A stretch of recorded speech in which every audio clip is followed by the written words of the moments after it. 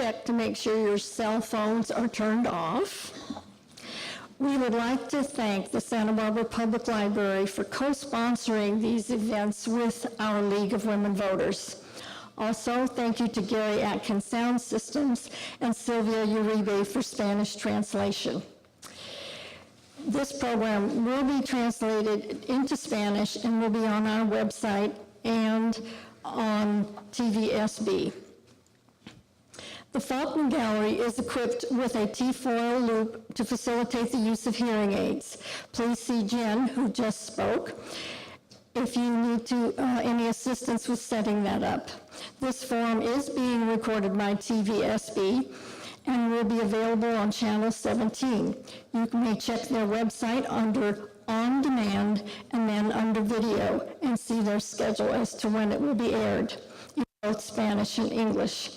It is also being streamed live to our Facebook, League of Women Voters Facebook page.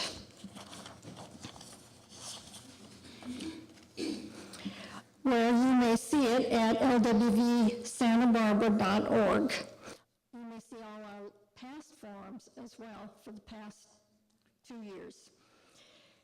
If you are interested in learning more about our league, please speak to Beth King. She's greeted you as you entered this facility, and she's our membership chairman. I want to thank Connie Hanna, Vijaya Jamalamadaka, and Jane Benefield for organizing this forum. You might notice that some of the names aren't the ones that were advertised for this program. 2 people are not able to attend, but we do have substitutes, and you will enjoy and appreciate what they have to say. In the chairs are 2 pieces of paper. One is an index card. If you have a question during these presentations, write it down, and we will collect them at the break, which will be at approximately 1 o'clock. And we will have the question and answer at the end of the presentations. There's also a piece of paper on your chair asking how you heard about this forum, which will help the library and our organization as well. I now have some announcements. Our next forum will be February 21st and will be on reproductive rights and the cost of parenthood. The speakers will be Lori Oakes, Professor of Feminist Studies at UCSB, and we also have several other speakers. I have a lot of announcements today because, as you are aware, events are being canceled and rescheduled for the city of Santa Barbara, for the city of Goleta, Carpinteria, so many new dates are being given out. I don't have the other names right now for the other speakers. January 20th, there will be a Women's March that starts at 11 o'clock in De La Guerra Plaza. January 22nd, there will be a event called Rock and Row to celebrate Roe versus Wade at 7 in the evening. And I believe it's the AIA, American Institute of Architects, is having an open forum tonight on the same topics that we're going to be addressing today. And that will be, I have that location here as well. The city of Santa Barbara has a housing task force to address affordable housing issues, and they were supposed to be meeting at this time. And we're fortunate that they're not, in that we have Scott Vincent for our program, because he would have had to attend part of that meeting. That meeting has been rescheduled to City Council on February 13th to address what the Housing Task Force has accomplished and what they have yet to accomplish regarding affordable housing. Okay, the AIA event will be at the Holy Cross Church, 1740 Cliff Drive on the Mesa at 6:30 this evening.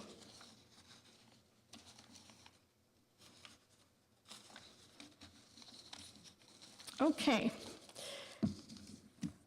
How do we define what affordable housing should be?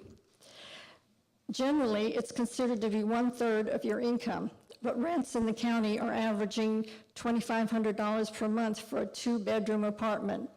If we divide the annual county median income of $61,000 a year by 12, we would get $2,500 a month. Therefore, 1/3 of that would be $833 per month, or an affordable amount to pay for rent. We all know that this is not the case. In the state of California, there has recently been passed legislation to address the lack of affordable housing, including the accessory dwelling units or granny flats required in a single-family zone. And the city continues to try to address this problem with ordinances like the AUD program, Average Unit Density Housing. But there have been some issues with this. The city Housing Authority has a large inventory of rental housing for low-income folks who can qualify. About 13% of the total housing inventory in Santa Barbara is subsidized. These were very general comments that I made, and our speakers will give you more specific details than I just outlined, but I think you have an understanding of what the issue is. Our first speaker today will be Scott Vincent. He was born and raised in Santa Barbara. He attended local public schools, attended Bucknell University in Lewisburg, Pennsylvania, and graduated in 1992 with a BA in economics. Mr. Vincent then attended the University of San Diego School of Law, from which he graduated in May 1995. After law school, Mr. Vincent returned to Santa Barbara and began working for the Santa Barbara City Attorney's Office in November 1995. Over the years, he has worked with and provided legal services to nearly all the city's departments and operations. He currently serves as an assistant city attorney with a primary assignment advising the Community Development and Planning Commission on land use law. We got to hear him give an address to the Housing Task Force, and that's why he's here today. Mr. Vincent lives in the Santa Barbara area with his wife and 2 boys. He supports local organizations and philanthropies, including serving on the board of the Santa Barbara City College Foundation. Thank you for being here today, Scott.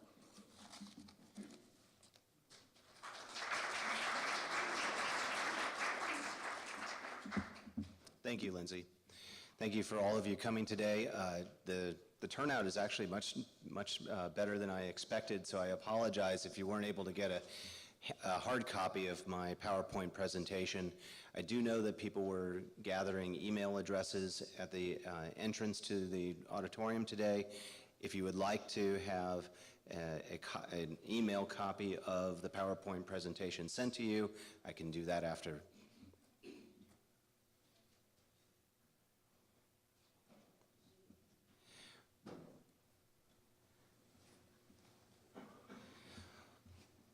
The purpose of my presentation today is going to be covering a package of legislation that the state legislature adopted last fall, and all of those bills became effective as of January 1 of this year.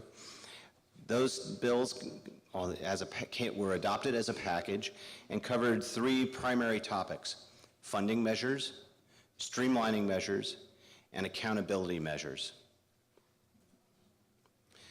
There were 2 funding measures that the legislature passed, SB 2 and SB 3.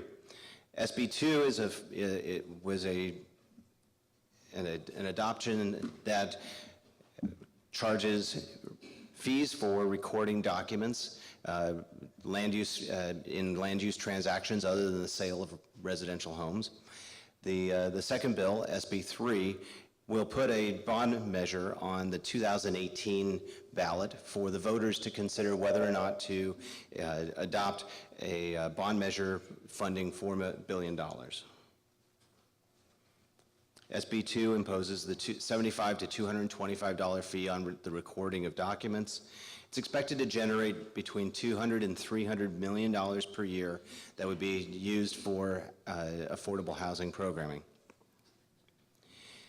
In 2018, half of the money will be available for local governments to help fund local planning efforts that are associated with some of the other legislation that I'll cover a little bit later. And the other half is for state homeless assistance programs. Beginning in 2019 and thereafter, the SB2 funding will be split up in a 70-30 allocation, with 70% going to local governments based on the community block grant funding mechanisms. The other 30% will be used by the state for statewide housing programming.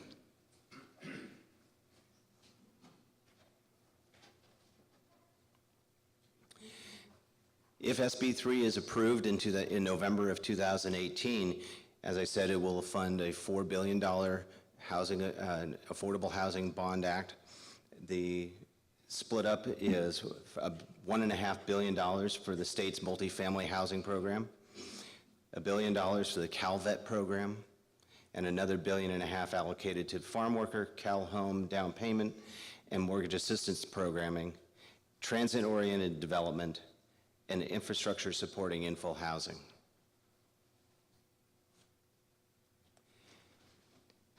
While it's not a direct funding mechanism, AB 1505 does cover an issue related to the funding of affordable housing in that it reverses a prior Court of Appeal decision from the City of Los Angeles and now authorizes local agencies, cities and counties, to adopt ordinances requiring inclusionary housing. Andrew from the County of Santa Barbara has some more information to provide about AB 1505, so I won't steal his thunder as the first presenter, but if there are other questions that remain after, I'll be happy to address those.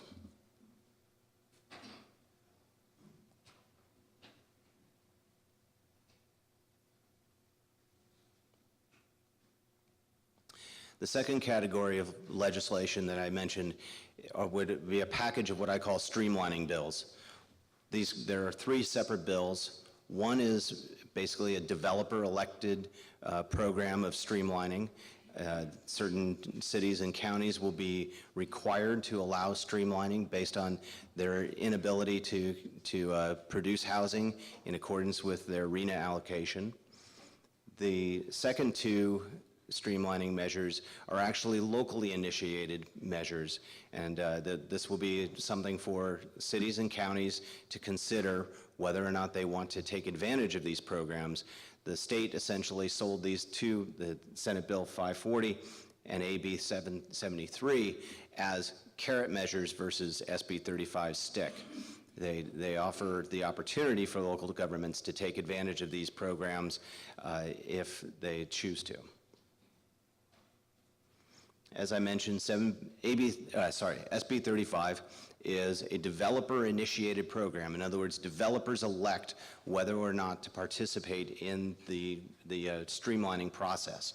However, before a developer has the opportunity to elect the program, the local agency must be deemed eligible or required by eligible is probably a misnomer in this case, but what it means is that HCD has evaluated the reporting, the housing element reporting from that jurisdiction, and determined that the city or county has not met its RHNA allocation requirements for that reporting period, which is a 4-year, 1/2 of the housing element period of time.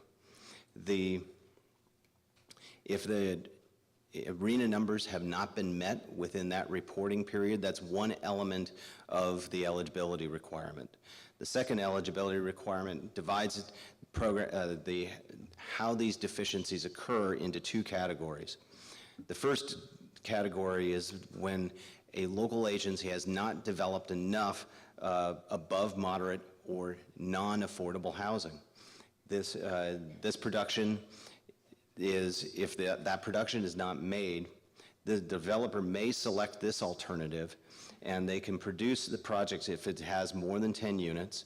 The project must dedicate at least 10% of the units to low-income housing. In other words, households that are earning 80% or less of the area median income. This category is a little less restrictive in that it doesn't require the same level of affordability for the developer in order to take advantage of the streamlining aspects of this bill. The second category is in the case where the jurisdiction has not constructed or met enough affordable units. In this case, where this is a situation where the production reports filed by the local agency, whether the city or county, show that not enough affordable units, 80% of AMI or below, were not approved during the reporting period, or that agency has not filed a production report. If the developer selects this alternative, if this eligibility criteria is available, then the project must dedicate up to at least 50% of the total number of housing units to affordable housing of one of the categories, whether low, moderate low, or very low. Once eligibility is determined, the projects that wish to take advantage of the streamlining effects of SB 35 must also meet a number of other objective criteria in order to qualify for the streamlining advantages. The first is that it must meet objective zoning standards and objective design review standards. This is one point, and given the amount of interest here, the objective design standards are objective design standards as well as objective design review standards must be able to be determined on an objective basis without the exercise of discretion. And for those of you who are familiar with the City of Santa Barbara's process for development review, you know that City of Santa Barbara relies heavily on discretionary design review to shape projects to fit within the community. This change, and this is something that the state is requiring the communities up and down the state to deal with, is to determine how to achieve objective design review standards and objective development standards that will be, one, objective, two, not requiring the discretionary review that is normally occurring in our design review bodies. It'll be incumbent upon you and I and other members of this community to be involved, be engaged, and find a solution to this, because we won't be able to rely on discretionary review at design review bodies in order to make these new projects fit within the community.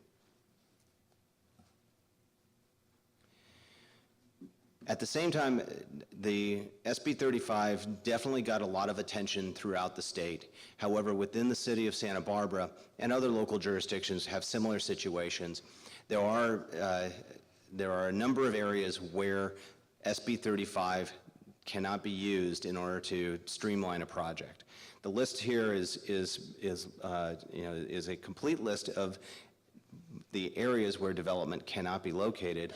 Primarily for the city of Santa Barbara, the coastal zone is excluded.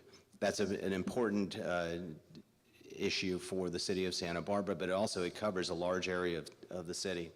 I do know that community development staff are currently mapping this list and are essentially creating a map to find out where eligible sites, what sites are actually eligible for SB 35 processing.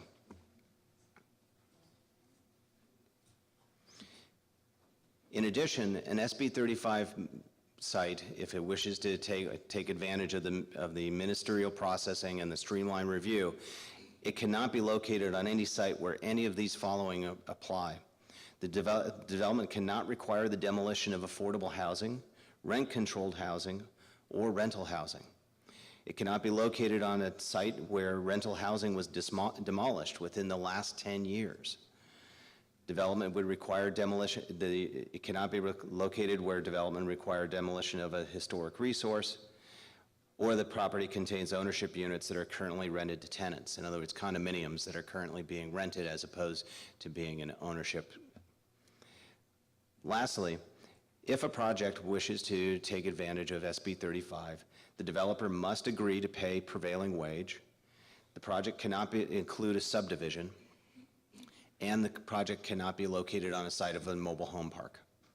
So as you can tell, there's this whole list, in particular in the city of Santa Barbara, with the amount of rental housing we have, and the fact that many of these houses, much of this rental housing is already in place, you'll see that we're not going to be seeing SB 35 coming in and causing the redevelopment of the older rental buildings within the city of Santa Barbara. It's not available for that.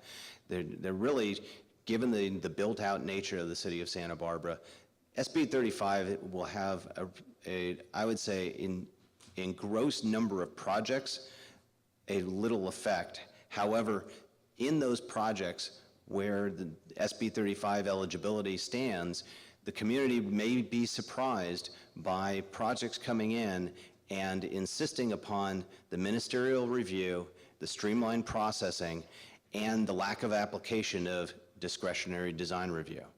And so this is where it's incumbent upon both the City of Santa Barbara staff to get out ahead, understand where SB 35 may apply, but also it's going to be necessary for an engaged public to be involved in putting in replacement rules and standards, and particularly in the case of design review, so that we have an opportunity to have these new buildings fit into the community as much as possible.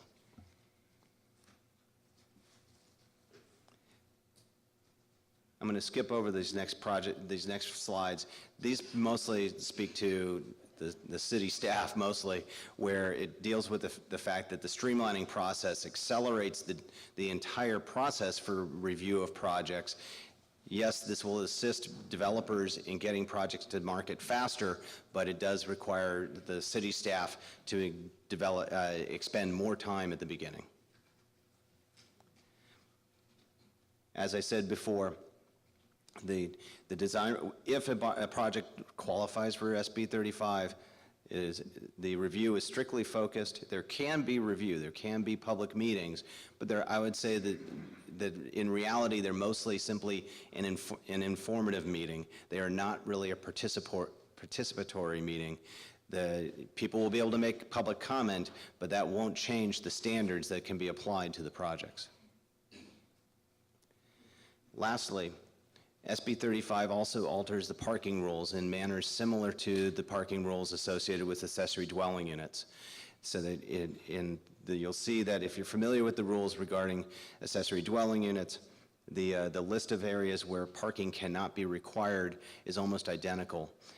And then if none of these apply to the particular development, no more than one parking space per unit can be required for an SB 35 project. The other two streamlining programs that I mentioned are SB 540 and AB 73. SB 540 allows and authorizes local agencies to adopt a specific plan through the adoption of an EIR for what is called a workforce housing opportunity zone. The zone must have a minimum of 100 units within the zone and a maximum of 1,500 units, but cannot exceed 50% of the local jurisdiction's RENA allocation. The specific plan must identify, the point is that the process gets, the discretionary process for development gets front-loaded.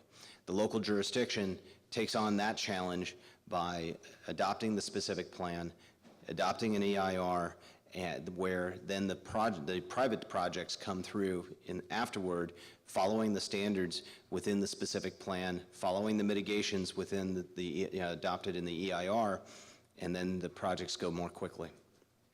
The specific plans for SB 540 workforce housing projects must specify the location and intensity of transportation, utilities, and other essential facilities. They must identify uniformly applied mitigation measures, the density ranges, and this might be of interest to those in this room. As Lindsay mentioned, the city has largely relied on the average unit size density incentive program for the last few years for the production of rental housing. And Lindsay mentioned that there have been some issues with this. In particular, I think that community members have been struggling with the amount of density associated with these projects and their size. Note that for SB 540, the density ranges for multifamily housing must demonstrate an ability to provide affordable housing. With how challenging it is to do so in this community, as Lindsay's introduction noted, affordable housing for persons making the average, the area median income is approximately $850 a month. The funding necessary, the subsidies necessary to achieve that kind of affordability are very challenging. The density ranges that were even considered for average unit size density program, they don't even, the density necessary to reach that level of affordability wasn't even on the chart. And then for single family housing, using that workforce program, the minimum densities are not less than 10 units per acre, which doesn't correspond to any of our single family zones within the city of Santa Barbara. In addition, the uniformly applied development standards, again, this comes back to the mantra of objectivity, certainty for developers, and lack of discretion by design review. It does mention that the specific plan must specify design review standards, but again, they must be objectively applied, and they cannot involve discretion. Lastly, the specific plan must identify a source of funding for both public infrastructure as well as the services necessary to support the housing. And we're still waiting for HCD to provide their guidelines on what that requirement will look like. Lastly, on the flip side, if the local jurisdiction does adopt the specific plan under SB 540, projects coming through will be ministerially approved if they meet these following criteria. They do need to meet the sustainable community strategies. This is a greenhouse gas reduction program. The standards and mitigations specified in the specific plan as informed by the EIR. And the projects must meet these affordable housing requirements.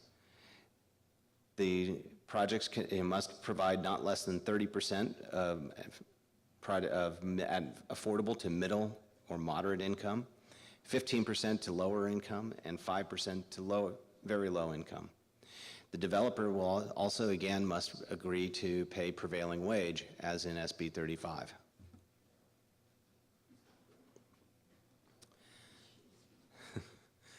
Similar to SB 540, AB 73 is a local agency elected proposal. This is not a requirement from the state, but it's an allowance. It authorizes local agencies to create what they call housing sustainability districts. These are similar to the workforce housing opportunity zones. However, the provisions are slightly different. In the same way, though, as SB 540, the local jurisdictions take on the pre-planning and environmental review. Housing projects proposed within the districts must include 20% of housing at affordable overall, and then they are streamlined through the design review process utilizing the standards established within the sustainability district, and they're not subject to project-specific CEQA challenges. Again, they must pay prevailing wages, and local governments that do create these housing sustainability districts do qualify for funding back from the state to pay for the pre-planning that they do. The last category of legislation that I'm going to cover are what I call accountability measures. These are measures where the state has looked at local jurisdictions and the production of housing, and they have viewed local jurisdictions as one of the largest impediments to the production of affordable housing or housing in general over the years, is particularly in the last couple decades. What we've seen coming out of Sacramento are provisions, in some cases bolstering existing legislation, in other cases creating new legislation, giving oversight particularly through the Department of Housing and Community Development.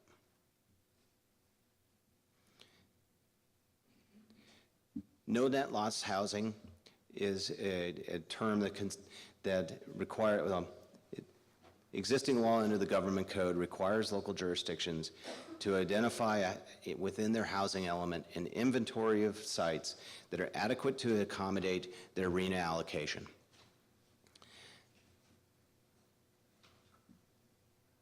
This section requires that the local government ensure that its inventory remains sufficient to accommodate its unmet RHNA allocation at all times through the development period. SB 166 prohibits local jurisdictions from taking any administrative, quasi-judicial, legislative, or other action that would cause its inventory of sites identified under its housing element to be insufficient to meet its remaining RHNA allocation for lower or moderate income households, unless certain findings are made and the local jurisdiction adds adequate sites within 180 days. In other words, within the housing element, this inventory identifies sites that are capable of being, where housing is capable of being built with a rather simple process, or a less, without requiring rezonings and subdivisions. The actions that could occur that could trigger this problem would be rezonings, where a large site that was shown on the inventory that it was available for housing was approved for housing at a density less than was anticipated within the housing element. These are constraints to local jurisdictions where property owners may come in and want to build more affordable, more affluent housing at a lower density than is identified within the housing elements inventory. And so these are putting constraints on local jurisdictions, basically forcing local jurisdictions to deny those kinds of projects and require developers to build at the densities that are identified and expected within the housing element inventory.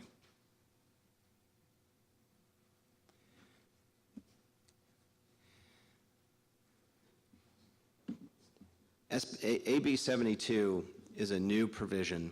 It's an amendment of an existing statute, but it adds a new authority to the Department of Housing and Community Development, authorizing HCD to review the actions of local jurisdictions as they relate to the goals and policies of their housing element. It requires HCD to review local actions, and if HCD finds that the action or a failure to act by a local agency is inconsistent with the goals and policies of the certified housing element for that agency, HCD may revoke its certification and withhold that certification until the jurisdiction comes into compliance. This is a new authority and a new enforcement mechanism added over the existing housing element policies through general plan statutes in the government code, and it's providing more teeth in the enforcement of the certification to promote the construction of housing.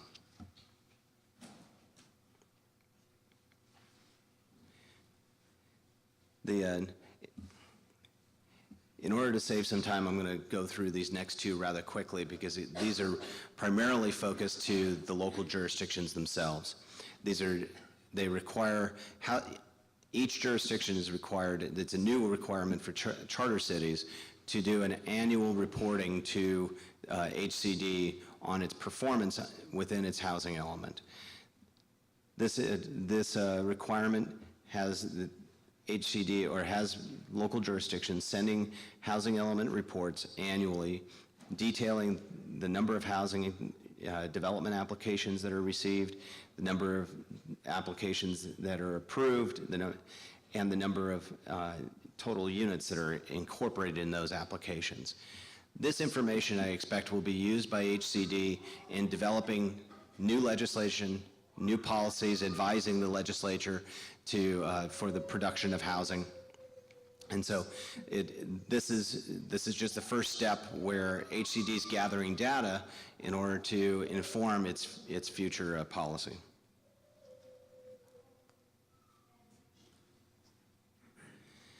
There are a couple elements to this reporting that will yet to be seen. The impacts will yet be seen.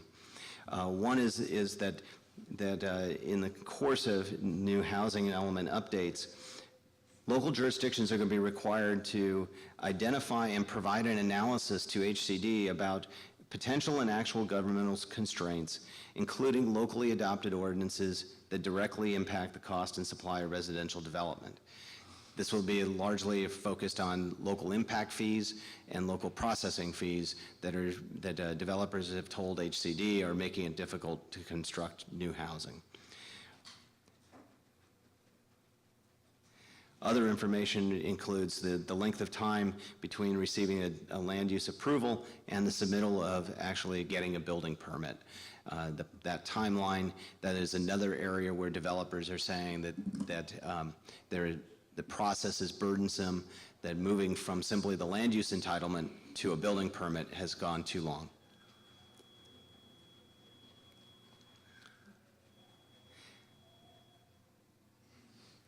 Lastly, I'll cover changes to the Housing Accountability Act.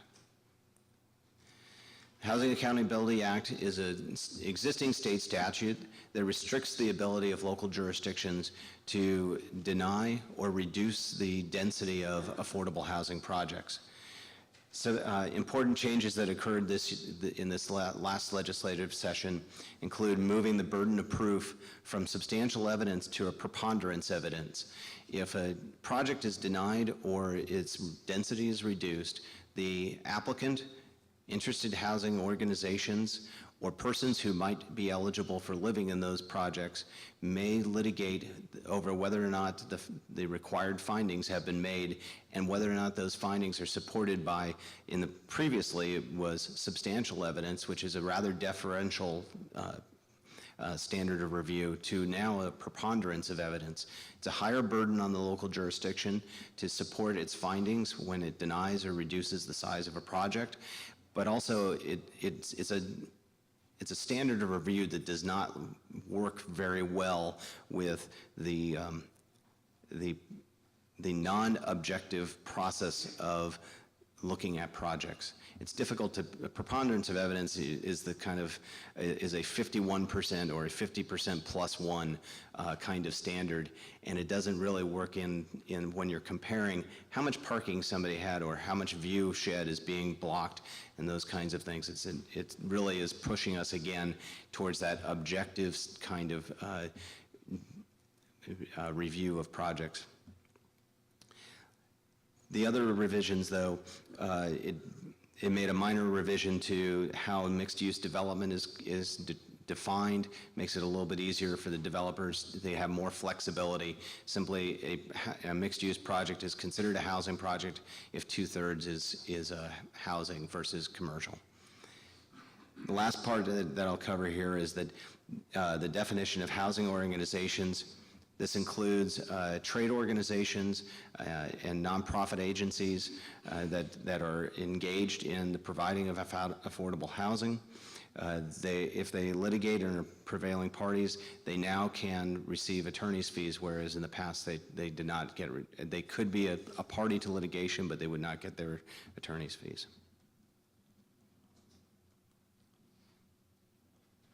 And with that, I'll pass it along to Andrew.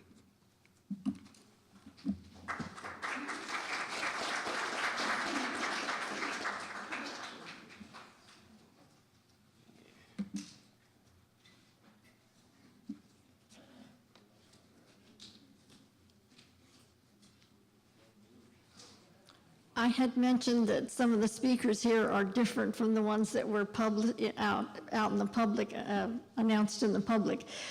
Our next speaker is Andrew Kish.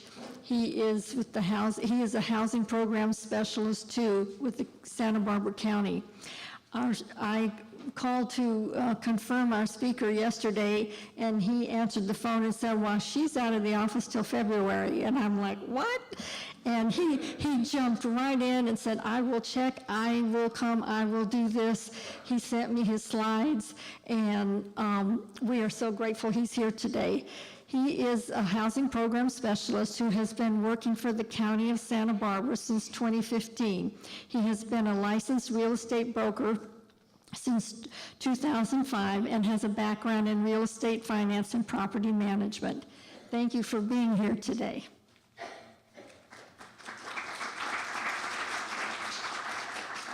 Thank you, Lindsay. Thank you, Scott. And thanks to the library for providing the forum. Thanks for the library for providing the forum to give us access to this information, because this is vital. This is a lot of information. Scott did a really thorough job in describing exactly all the bills that have been passing that are going to have an immediate impact upon the state of housing within the county and our local jurisdictions. So with that, what I'd like to do, I want to give just a brief overview of the county's program. We have an inclusionary housing program that makes it provides housing opportunities for workforce individuals across the 5 different housing market areas. So I'll describe our program initially, and then I'll describe how the new legislation is having an immediate impact upon our program and then the county as a whole. So our inclusionary housing program, it addresses regional housing needs of all economic segments of the community. HCD, local HCD, housing and community development. Scott mentioned there's a state HCD, which is different. We're more of a local jurisdiction, so the County of Santa Barbara has a housing and community development department, and that's where I work. So we oversee the implementation of the Inclusionary Housing Ordinance 4855 under Chapter 46 of the Santa Barbara County Code. And so what this requires is that there's a certain provision of units made available to people within the workforce within the community. So if a developer is producing a multifamily development of 5 or more units within the county, then there's a requirement that they either designate a certain amount of those units as affordable, as far as we describe that, affordable to the workforce, or they can choose to pay in lieu fees. And the in lieu fees would be used for other types of housing programs, whether it's for support for homeless services, whether it's working in collaboration with local organizations to build developments that will include affordable housing units, et cetera. So that's where we live, is within that Chapter 46 of the County Code. The below market rate units available for sale and resale within the 4 market areas: Santa Maria, Lompoc, Santa Ynez, and the South Coast. South Coast from Gaviota all the way down to Carpinteria. Okay, so as we can see, the Housing Affordability Index. I borrowed this from the UCSB Economic Forum, and what this demonstrates is the fact that only, you can see, 20% of the population within Santa Barbara have the capacity to afford to purchase a home at the median sales price within the county. So as you can see, in comparison to all the other counties in California, we're kind of on a lower tier, so this is a problem. How do we retain the talent that is within the workforce of our community if they don't have the ability to afford to purchase a home to live close to where they work? And so we recognize this as an issue, and so therefore we're trying to implement our local programs in addition to these statewide programs. So I think that overall it's becoming recognized. Now it's just a matter of how we try to implement our policies. So as we can see, we're down there, not as expensive as San Francisco necessarily, but pretty dang close. So we're trying to generate our efforts to address this particular issue.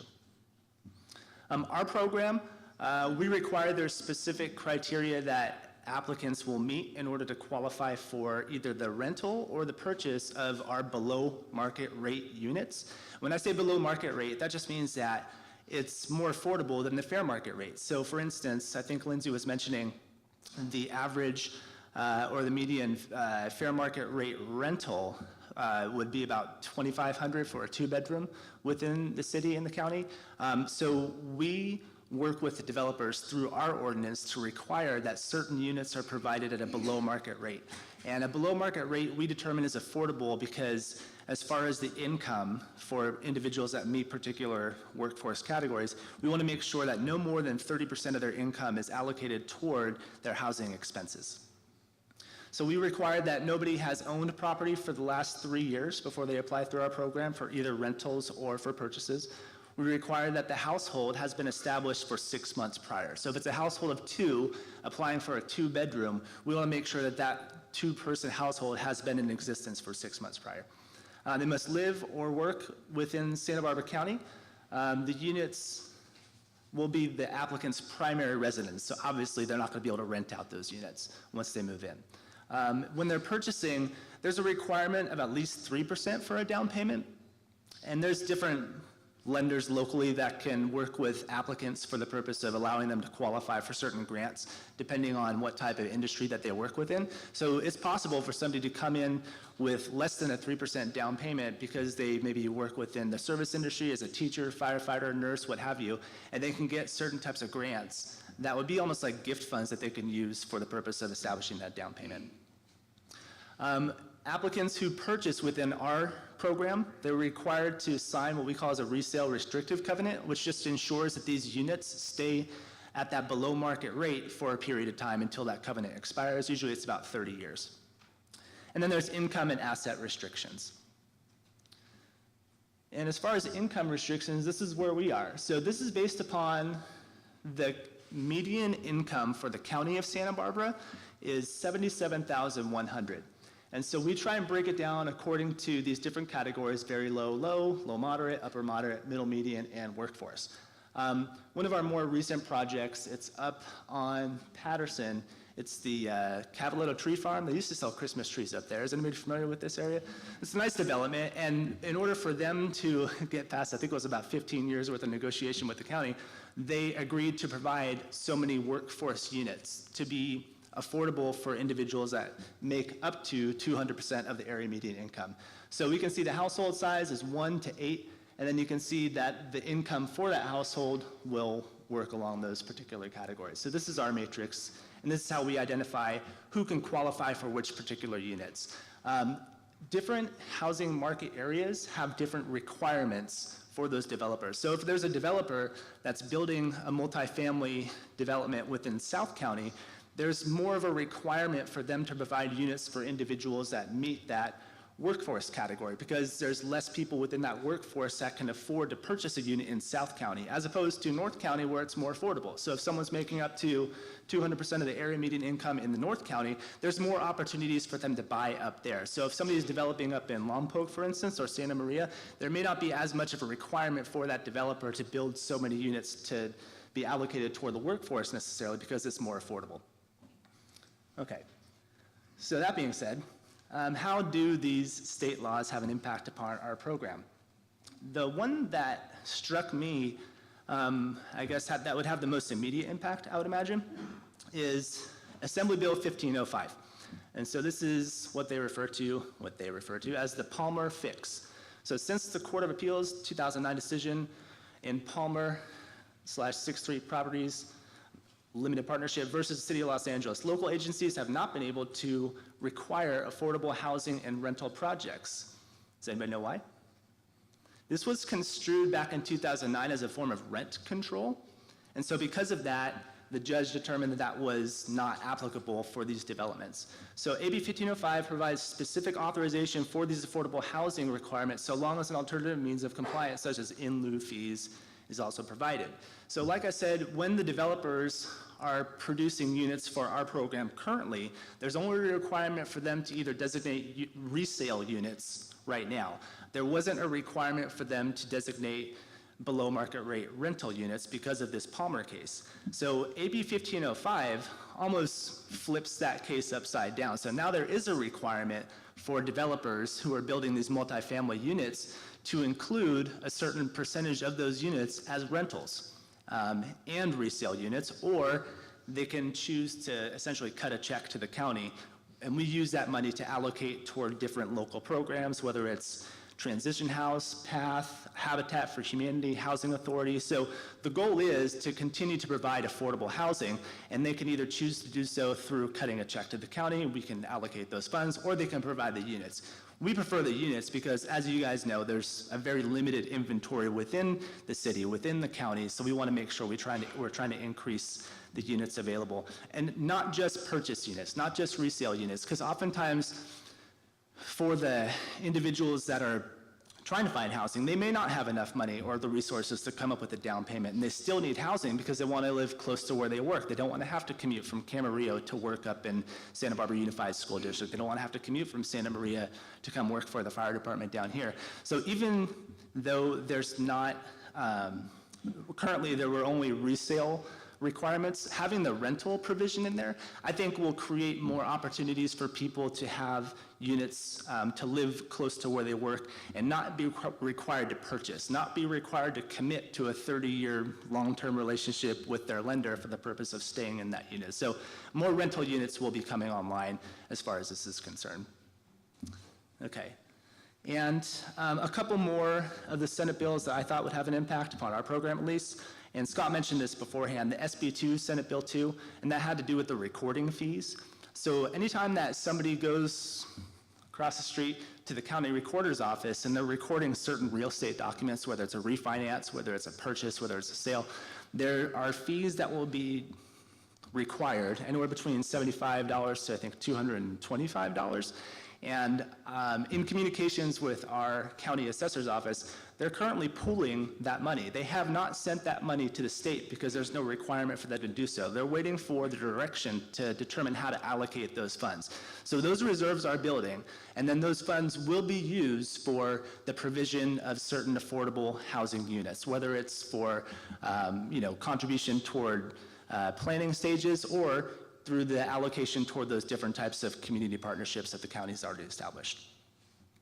So SB2, there's also Senate Bill 1521, 1521, and that requires that existing property owners, if they have this agreement to provide affordable housing with rentals or with resale units, if there's an agreement for them to provide those units through the county for a certain amount of years, if that agreement has an expiration date, they all have expiration dates, whether it's 30 years, 45 years, what have you, there's a requirement for that owner to tell the tenants, in this case, that their below market rate units, the agreement to provide those units will be expiring within a matter of 3 years. So nobody's surprised if they're paying $720 a month for a one-bedroom unit, all of a sudden, in less than 6 months, they have their rent jacked up like 3 times. So there's a requirement for disclosure. There needs to be that information communicated so people can take the necessary steps to,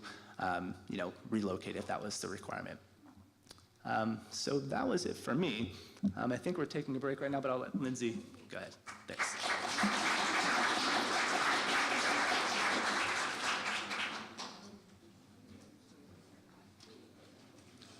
We will take a 10-minute break. There is water at the back of the room, and you can help yourself to that. So please come back in 10 minutes, and we will have more speakers. That would be just about 1:15.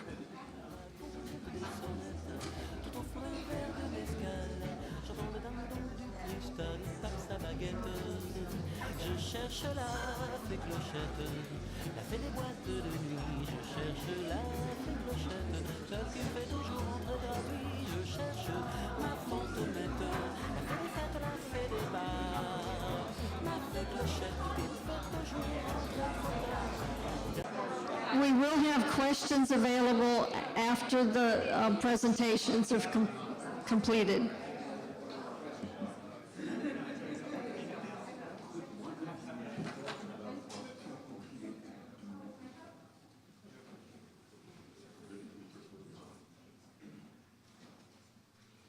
Thank you. One of our speakers who is absent today was going to speak for Carpinteria. That was Jane Benefield. She sent her information, and I'm introducing Connie Hanna, who is Vice President for Program and Advocacy, and she will be giving you a summary of what Jane was going to say about Carpinteria. Thank you. I don't have a PowerPoint, so all you have to do is listen. You don't have to look this time. I'm really pleased to get to relay some of Jane's comments about these new laws. She's a longtime league activist and a very good friend of mine. Since she is stranded on the East Coast, and she got stranded because the airline that flies out of her city was not allowed to fly into Santa Barbara Airport during the flooding, apparently because they had so much helicopter traffic that they started excluding smaller airlines. And so she's coming in about tomorrow or the next day, which is the first time they've been allowed to fly in. And she had a good PowerPoint and a good speech prepared, but I will give you some highlights because I do think they're important, partly because we haven't talked about all of them. Is anybody in this audience from Carpinteria? That's exactly what we expected, because you can't get here from there right at the moment. And for that reason, Jane had made some comments about the city of Carpinteria that I think are important for you to hear. She starts out by reminding us that Carpinteria is a small town and it is entirely in the coastal zone. That's most unusual, so that everything they do in Carpinteria is governed by the Coastal Act. That means, I think, that SB 35 would not operate there at all because they're completely out of that area. She reports that the community is almost fully developed. There are almost no vacant lots in town, which is important. And for years, Carpinteria worked really hard to provide affordable housing. They did it in a number of different ways, and it's important to know what those ways were. For example, People's Self-Help Housing has 3 big projects in Carpinteria, providing 128 low and very low units. The city has 25 units of inclusionary housing and 8 new units for the handicapped. Shepherd Place has 63 units that are eligible for Section 8 funding. But the principal thing that they have done to provide affordable housing in Carpinteria is mobile home parks. There are 7 mobile home parks in Carpinteria. And some of them are owned by the residents, some of them are rentals, some of them are senior-only projects, but they provide 900 units of affordable housing in Carpinteria, which is a remarkable record for any small town, but it does let you know that mobile home parks play a very important role in society and probably in every city are going to need some protection. When it comes to the new laws, Jane has written that their city attorneys are right now researching the laws and the effect they will have, and they will shortly bring information to the Planning Commission in Carpinteria to work with. But Jane herself is particularly interested in a subject that we haven't talked about yet today, which I understand the laws are really going to make important. And those are the accessory dwelling units. Those are what we used to call granny flats, small units on the back of existing properties. And Jane feels that those are extremely important and is interested in having more in Carpinteria. One senator, when they were discussing the matter, reported that there are 8 million single-family homes in California. If only 5% of them ever took advantage of the new programs, that would be 400,000 new housing units. Jane thinks that this would be very good for cities because the city does not have to finance the housing. The homeowners do it to provide for needs of their family, like housing relatives, or in order to have more income or other needs that they may have, and that would utilize valuable space in people's backyards. On November 20th, the California Coastal Commission sent a letter to all the cities encouraging cities to study the new laws and begin to consider putting more granny flats in their area. And because Carpinteria is entirely in the coastal zone, this of course interested Jane a lot. And I want to read you the one paragraph out of the Coastal Commission official letter that I think all of you need to hear. Bear in mind, this is a direct quote, word for word. Bear in mind that the new laws still preserve a meaningful level of local control by authorizing local governments to craft policies that address their local realities. It allows local governments to designate areas where accessory units are allowed based on criteria such as the adequacy of public services and public safety consideration. And this is a sentence that is so interesting. It also explicitly allows local governments to adopt ordinances that impose certain standards, including, but not limited to, standards regarding height, setbacks, lot coverage, zoning density, and maximum floor area. That, I think, will provide the kind of basis that cities like Santa Barbara and Carpinteria are going to be interested in using to control where these accessory units can be placed.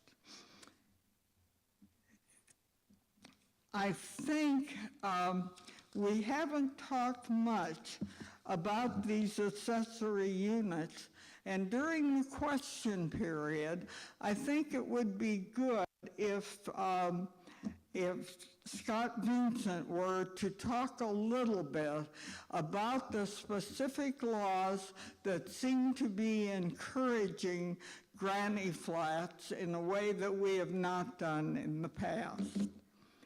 Carpinteria is an important part of the South Coast housing picture, and we thank Jane for contributing this information to us. Thank you.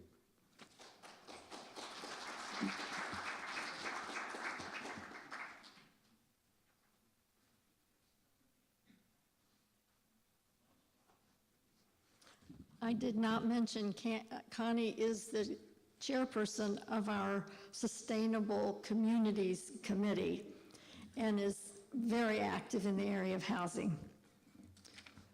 Peter Imhoff is currently the Planning and Environmental Review Director for the City of Goleta.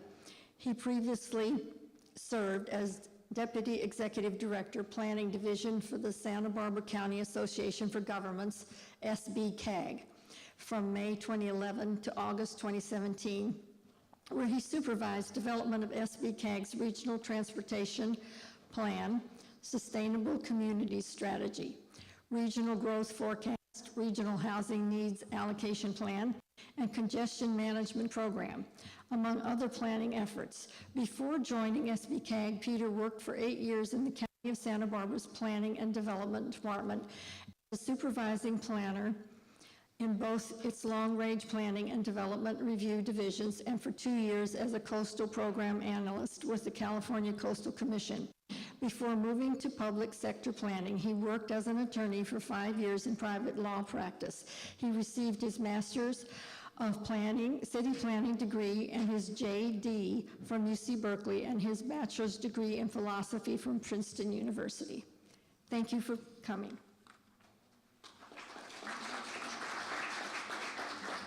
Thank you very much. Let me see if I can get my presentation up.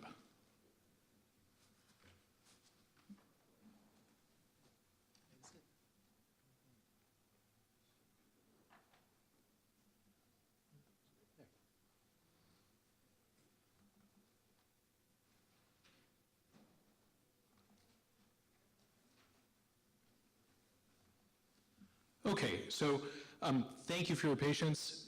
I want to take a step back and try to address the subject from a little bit of a bigger picture standpoint and share with you what affordable housing looks like and what the regulations are that govern affordable housing from the local government perspective.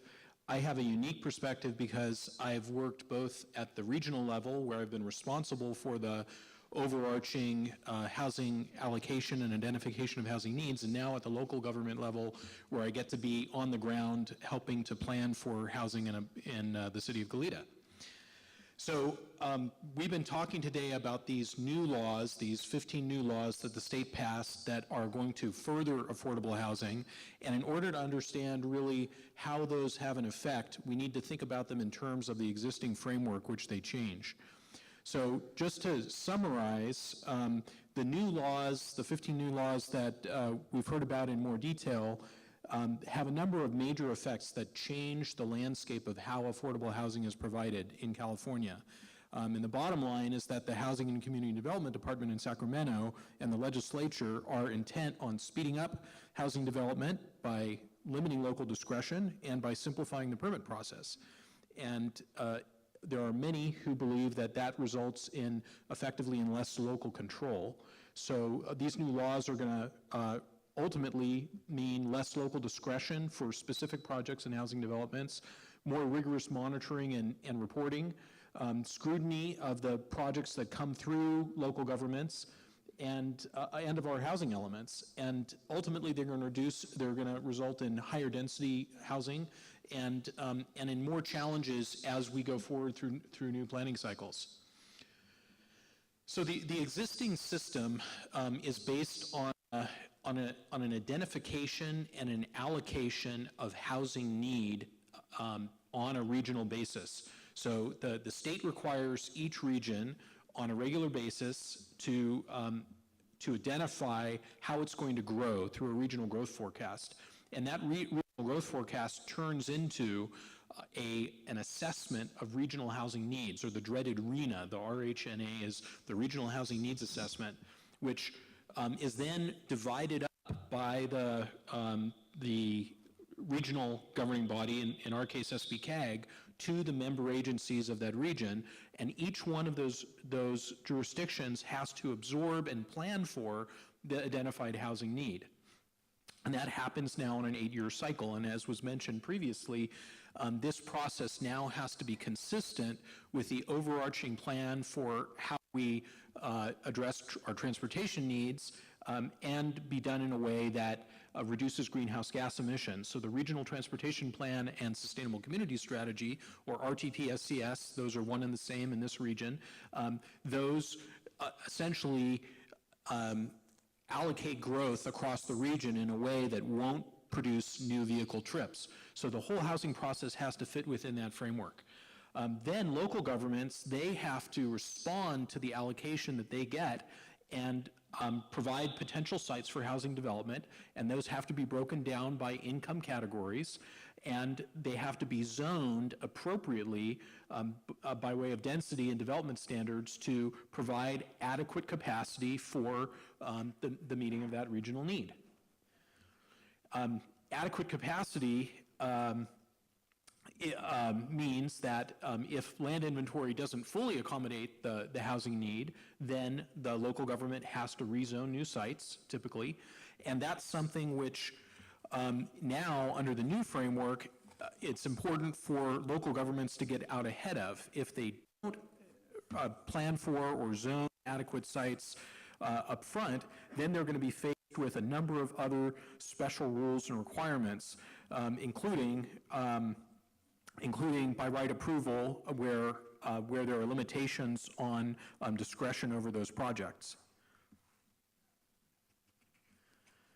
It's important to note that this process, the regional housing needs process that occurs at the regional level and at the local government level, is something that is a planning process. So there's no development mandate. There's no requirement that individual cities like the city of Goleta or the city of Santa Barbara, that they go out and build houses or that they provide actual housing. They just have to plan for it. They just have to incorporate adequate sites into their housing element and into their general plans. So there's no direct penalty for not actually achieving the housing that's provided by RHNA. However, under the new law, there are restrictions on jurisdictions that don't achieve their regional housing needs. So for example, as I mentioned, they lose discretion over the projects that are proposed to them, and they may need to approve projects by right where certain conditions are met. One of the fundamental features of existing housing law that now, however, has morphed a little bit is a no net loss requirement. So one of the requirements is that local jurisdictions have to maintain adequate capacity to accommodate their identified housing need throughout that 8-year planning period. And in the past, no net loss was based exclusively on density. So if a site had adequate density, and typically that meant for jurisdictions of the size that we're talking about here, density of 20 units per acre to meet the very low and low income categories. If they met that, then they met there was no net loss, and there was no further scrutiny.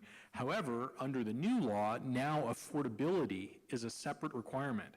So that really changes the way in which no net loss is calculated, and effective January 1st of this year, if a city approves a project with fewer than the allowed number of lower income units on a site, it has to rezone or identify a replacement site of an appropriate size and density within 180 days to make up for the shortfall of lower income units that were not provided in the approved project. So this is a major change. Previously, it was just adequate to zone for enough housing to show you met your need. Now, you actually have to deliver those housing units, and if you don't, something interesting happens, which is the need to make up for that someplace else. So this chart shows the city of Goleta's regional housing needs and how our housing element meets those needs in the current cycle. So on the top row, you can see the RHNA numbers for the current RHNA period, which is 2015 to 2023. You can see that overall, the city received a housing needs allocation of 979 units. And those were broken up into these 4 income categories: very low, low, moderate, and above moderate income levels. And then you can see the next line down shows the number of units that were actually completed. And our net remaining RHNA, that first yellow row, shows the shows it's just the difference between the first and the second rows. It shows the remaining RHNA that we have to meet and that we have to show that we have adequate sites for in our housing element and in our general plan. The very low and low categories are grouped together because the same density will satisfy both of those, so we don't need to distinguish more specifically between them. And so then you can see on the second yellow line how our housing element addresses those. It identifies particular sites, and it identifies, looking at the density, it counts the number of units that could be provided on those sites. And you can see that in our adopted and certified housing element, the number of units exceeds, all told, the housing need that we're asked to provide for. In the moderate income category, we meet that through over providing for the very low and low income categories. So far so good. All is right and well.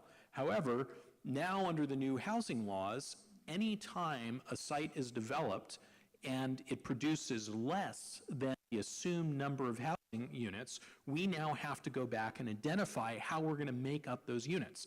And that's a real challenge. So the rules of the game have changed, and as we go forward, we're going to have to look very carefully to make sure that we stay on track and on pace with the no net loss rules.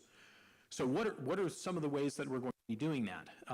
Because essentially, our existing housing element assumed that 100% of the units on a site would be developed in an affordable way, which is not necessarily a realistic assumption. It was something that was consistent with previous law, but no longer may be realistic. So we have to make sure to track our remaining RHNA, that we keep a running total, that we keep count of the units we're providing, and as sites get developed, what we're actually delivering. We also have to think about other approaches, like, for example, now after AB 1505 and the repeal of the Palmer decision that you heard about, looking to amend our general plan to allow us to count rental housing units toward our RHNA, which is something that is now possible and makes a lot of sense. We also have to look to other types of affordable units, like these accessory dwelling units, or ADUs, which can be permitted, and which, even though they're not income restricted, may nonetheless be effectively affordable units that meet our RHNA requirements. So we're going to be looking at those kinds of units as well. Furthermore, we're going to be looking at other sites that weren't included in our housing element up until now, but that do provide, for example, mixed-use opportunities, or other options for development of affordable housing that isn't currently counted. And finally, if at the end of the day we can't meet our housing needs requirements, then we're going to have to look at other sites that could be rezoned to meet those requirements. And important for us will be the next regional growth forecast, which will ultimately result in a new housing needs assessment in the next cycle. We can assume that approximately 40% of the total housing need will be high-density housing, that will be essentially very low and low-income housing that we have to provide for and zone for. So this kind of connects the dots, hopefully, a little bit. This explains how these laws translate into the mapping on the ground and the planning on the ground that occurs through the general plan and the zoning process in each local jurisdiction to set the table for new development and housing that will be affordable. One of the key components of this process, which we heard a little bit about previously, is the state oversight of what local governments do. So now state law requires HCD to review housing elements that come from local jurisdictions across the state and to issue a set of findings and to determine whether the housing elements are in compliance with state law, and in particular with those RHNA requirements. And if a housing element gets a clean bill of health, then the state will certify that housing element. And that has a number of advantages for local governments, including presumption of validity if a housing element is challenged, in some cases, enhanced eligibility for certain kinds of grants, and then greater land use control at the local level because the state doesn't second guess or look past the local government decision-making process. In the case of the Goleta housing element, as I mentioned, we are in full compliance, but now, as we heard, the state no longer just looks at a housing element at the end of an 8-year cycle and reviews it for certification. It can step in at any time along the way. Any time a city approves a new housing project, the state can step in and say, we have questions about whether you are compliant with state housing law. So it's going to really keep local governments on their toes. And that'll wrap up my presentation, but again, I hope that gives you a little bit of a sense of what the landscape looks like at the local government level. Yes?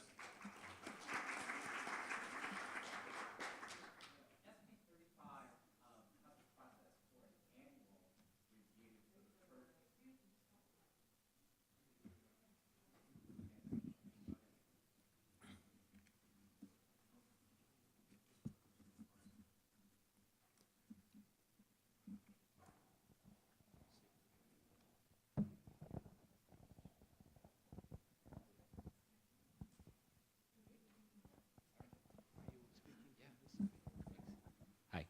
So SB 35 provides for an annual review.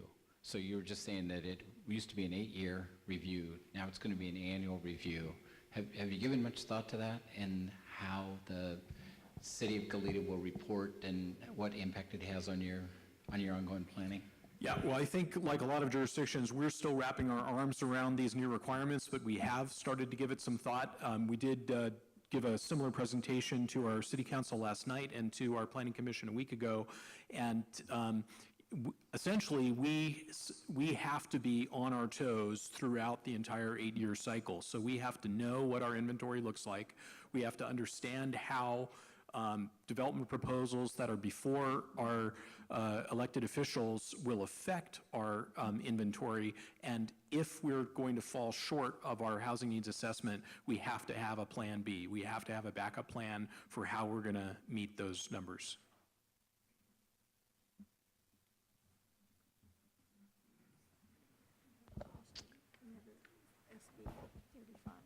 Testing.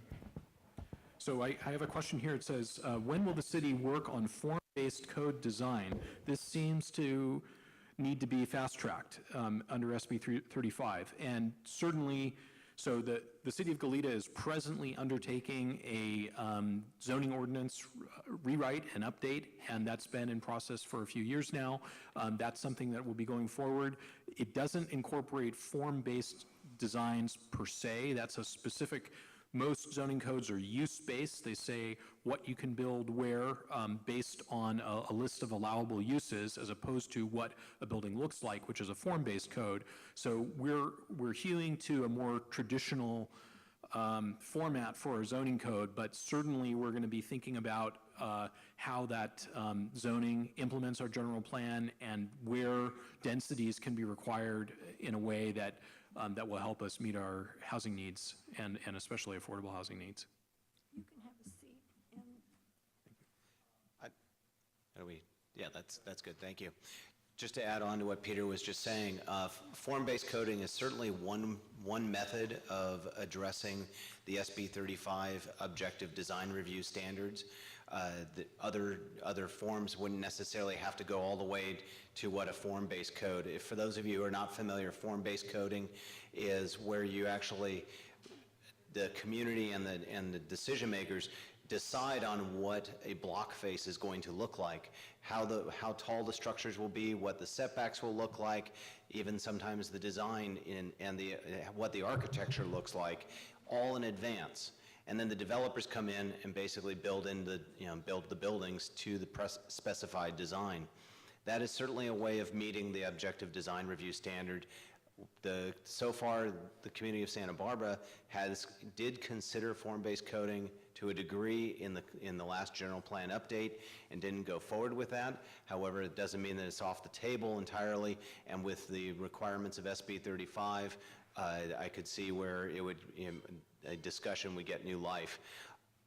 Irregardless of whether we go with form-based coding or some other form of objective design review standards, I think one of the points I was trying to make earlier today is touching on what Peter's saying. The state is now holding us much more accountable to the production of housing pursuant to the housing element inventories and what we show in our housing elements.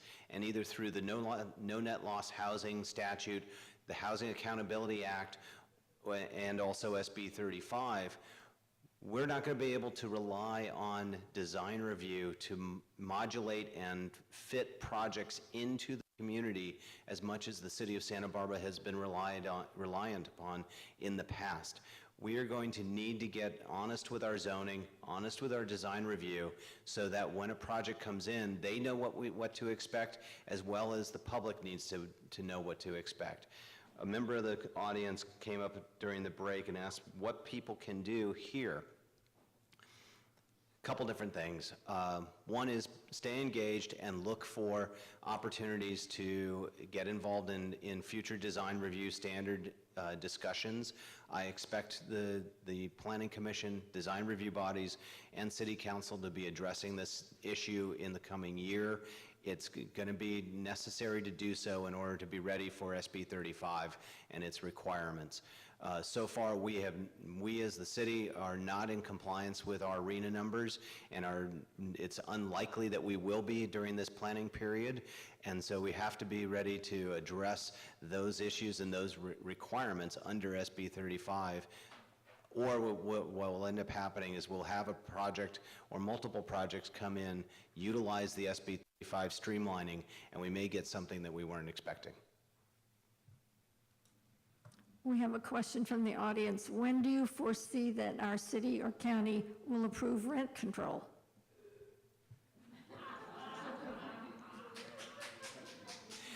I don't think any of us on this panel are at a pay grade that's going to answer that. That is something for the elected decision makers to decide. There was a second question. Will municipalities reduce water and other connection fees for ADU granny flats prior to construction?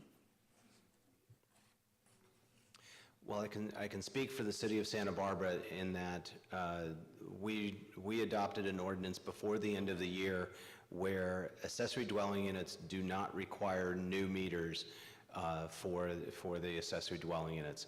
They may require, if it's a new accessory dwelling, if it's in connection with a new project from the ground up, they may need to have a sub-meter in order to meet different water code requirements, but a new water meter from the city of Santa Barbara is not required for the addition of an accessory dwelling unit. In the city of Goleta, water is provided by the Goleta Water District, which is a separate agency. So they set the rates and they determine what connections are allowable. At this point for ADUs, my understanding is that they're restricted because they're receiving less than 100% of their state water allocation. And because of that, they're not issuing new connections for ADUs except where there are conversions of existing structures, such as a garage conversion. So there are limitations that they face in being able to issue new connections, but they ultimately set fees. The city, I assume this is Santa Barbara, has not been successful in shutting down short-term rentals that are illegal in the city. This removes housing from the market, which if any laws require or could require the city to acknowledge the reduction in housing.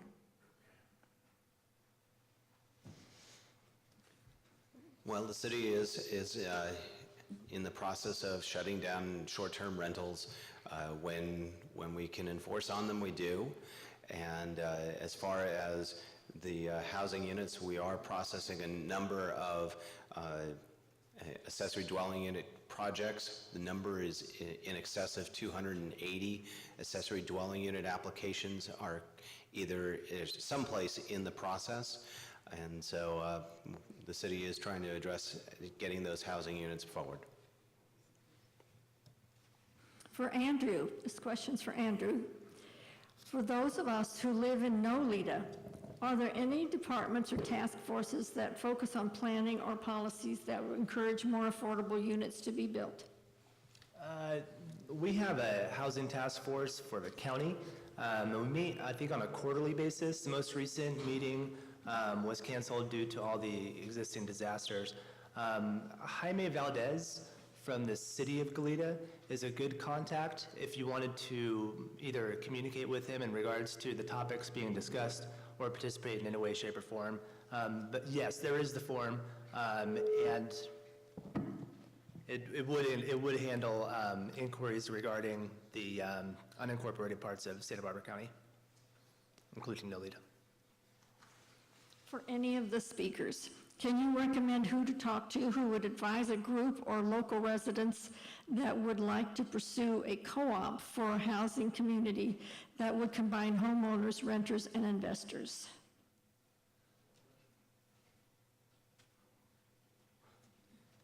Well, I know personally, I don't know anybody who I can recommend, I'm not familiar with anybody who's done one here. I don't have specific recommendations either, but that's something that we'd be happy to talk about. If there are specific proposals, we're always interested in hearing about them and talking you through options at the planning department. And I think this, we have a question in the audience for the microphone.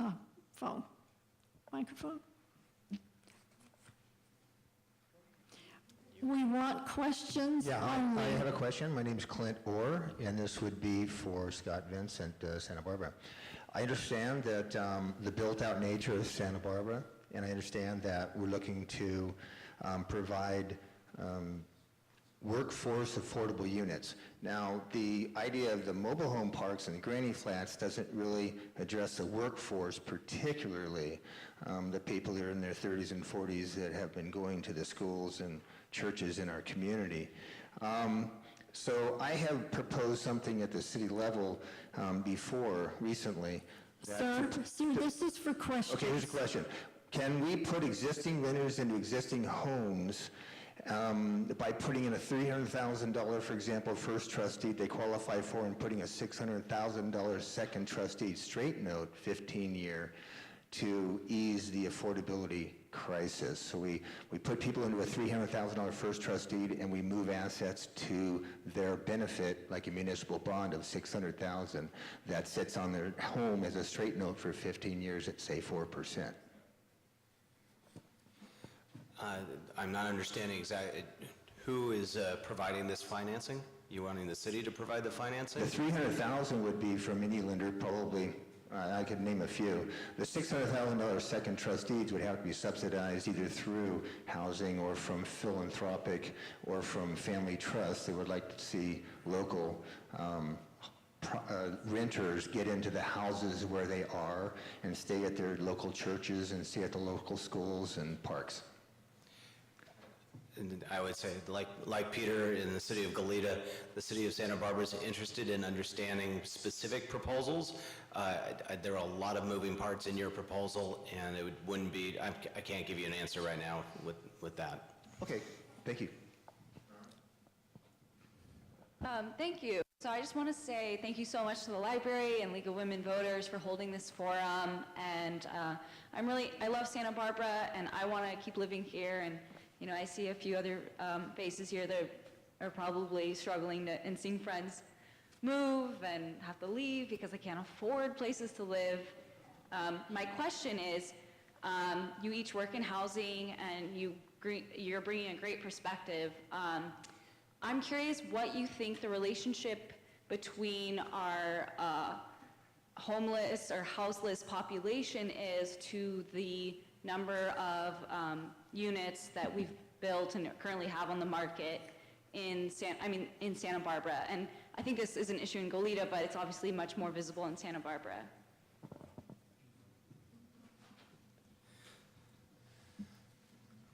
I think the number of homeless that we have here is, certainly the housing issue and the tight housing market that we have exacerbates it, but having worked in downtown Santa Barbara for the last 22 years, I've observed many of the homeless who live here.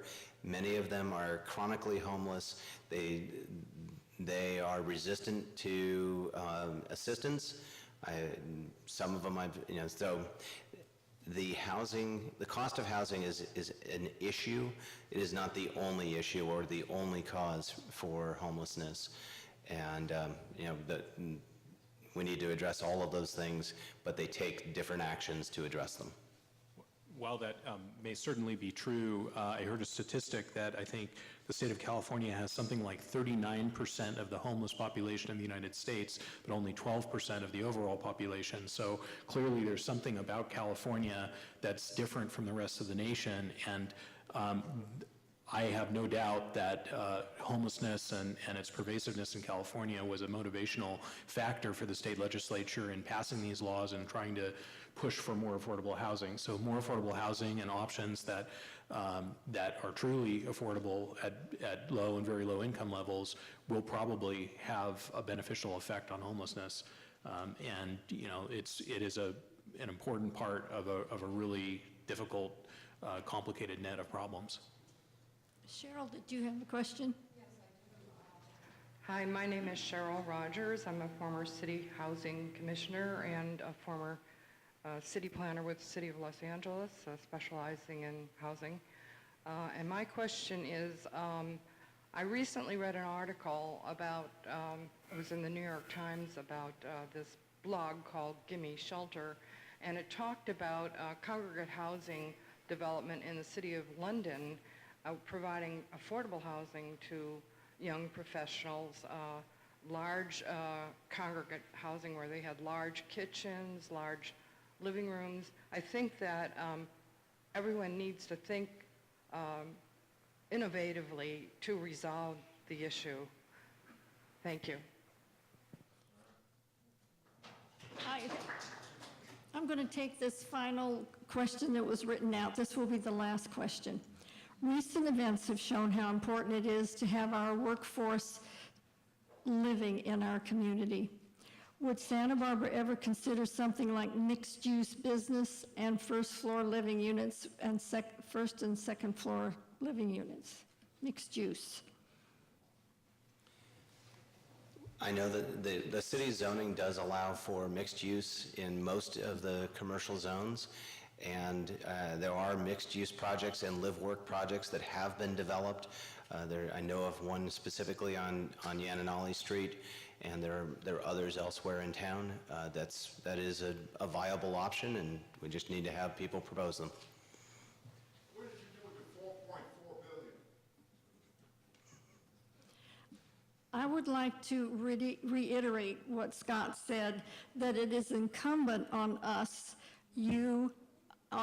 the League, you as individuals, to be engaged and involved in this whole process of the implementation of these new laws and how it's going to play out.